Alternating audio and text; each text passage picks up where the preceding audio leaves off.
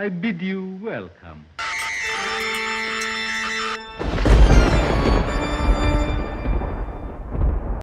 The Ring 2 is the sequel to the American The Ring that was released in the early 2000s in response to Ringu, which took over the horror world, not just in Japan, but the horror world entirely. Naomi Watts returns from the first one, and she has become a new mother. She has adopted a child, but Samara just will not leave these people alone. I haven't seen the first Ring in about a minute, I think, since I reviewed it for the first Scarymania, so I can't really comment on it because I haven't seen it in a while.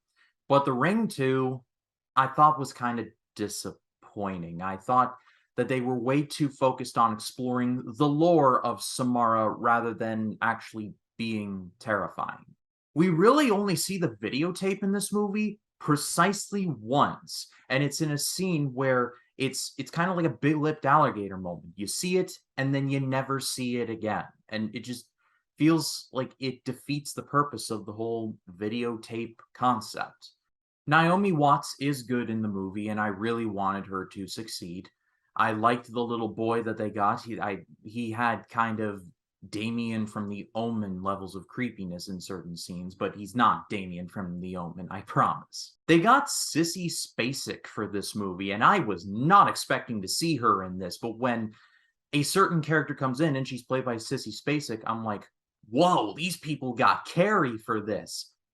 Wow.